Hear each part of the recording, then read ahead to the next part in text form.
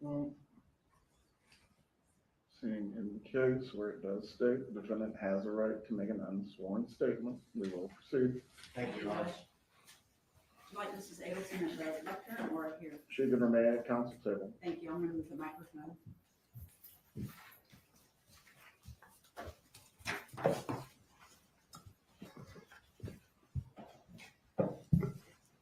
And then speak loudly because this is not amplified. Okay. Is this loud enough, Judge? I can hear you. Thank you for letting me speak. My son-in-law, Dan Markel, was a fine and decent man. He was well-educated and passionate about his career.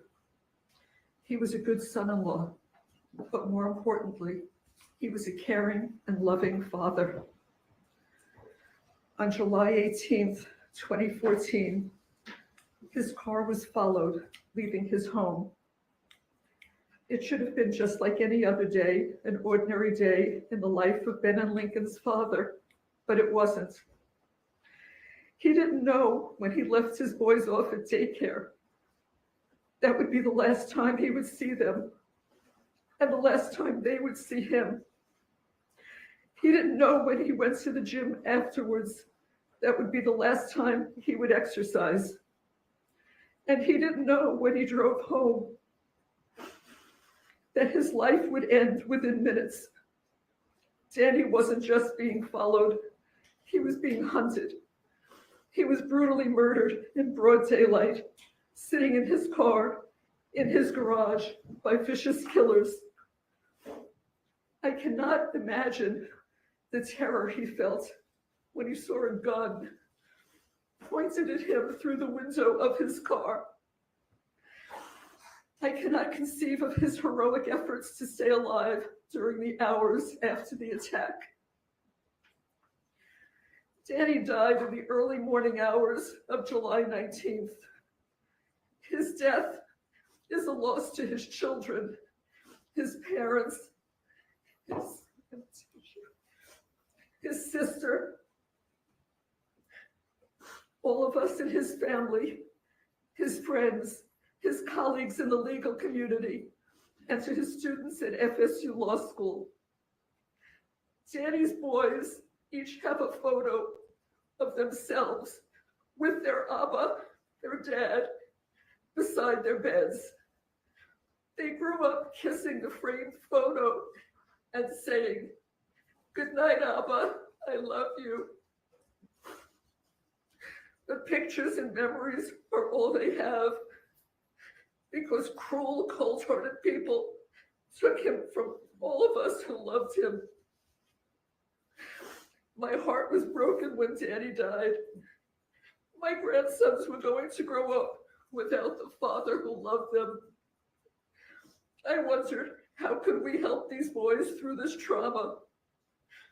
It was then that my husband and I knew that the best way to honor Danny's memory would be to share with these children an abundance of love, the love that Danny would have given them if he were alive. It is interesting how the state can't make up its mind about who is what they call the, quote, mastermind behind this murder. In both of Catherine Magbanow's trials, the state claimed she was the mastermind behind Danny's murder. In my son Charlie Adelson's trial, they claimed he was the mastermind. And now in my trial, they claimed that I, this grandma, was the mastermind behind the murder. I had no idea that other people planned to cut Danny's life short. And the people who did this are exactly where they deserve to be. But I had no knowledge that this horrible, evil act was going to take place. If I had become aware of this plan before Danny was murdered, I would have stopped it. With not one iota of actual evidence, the state convinced a Tallahassee jury that I solicited and conspired with other people to have Danny killed. Where is the evidence prior to the murder? The evidence beyond a reasonable doubt that the state needed to prove their case. Where is the evidence before July 18th, 2014 at 10:50 in the morning? Before you continue, That Mrs. revealed- Adelson, as it relates to this statement, is the defense trying to re-argue the trial? No, Judge, just giving Adelson an opportunity to be heard. Mrs. Adelson, you certainly can continue. However, the court can take into consideration the utter lack of remorse that you are displaying. Please proceed if you desire to do so. Where is the evidence before July 18th, 2014 at 10:50 a.m. that revealed that I had any involvement in this vile and horrific act? Where is the solicitation and conspiracy evidence?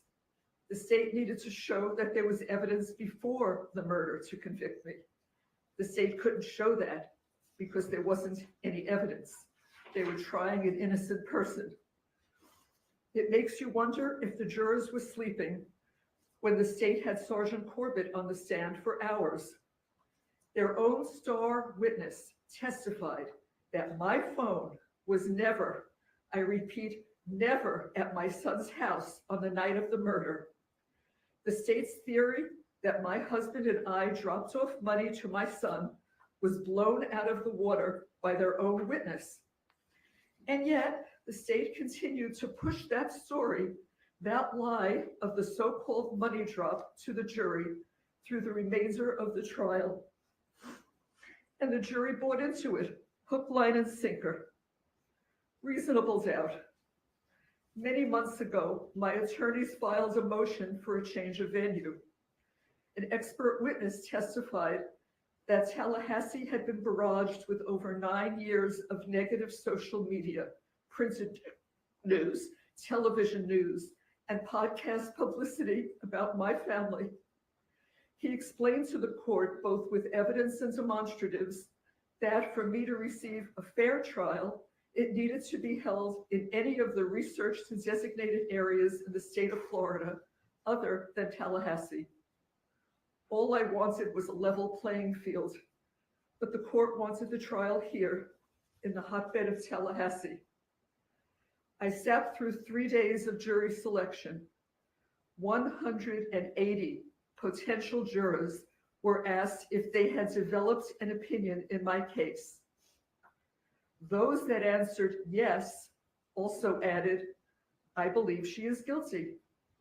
Not one person, not one, said, I think she may be innocent. That should have been a clue to the court to grant our motion for a change of venue, but the court denied the motion.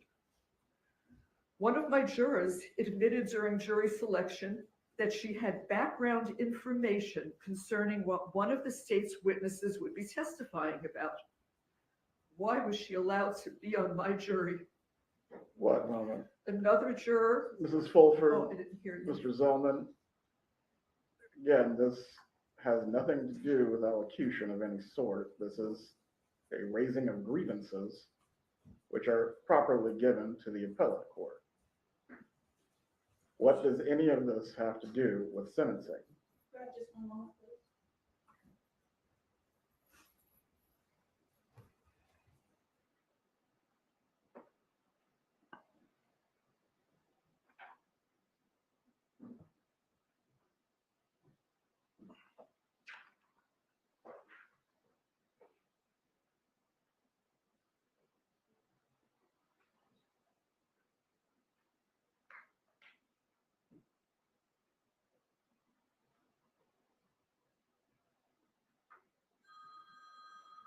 Turn that phone off or step out.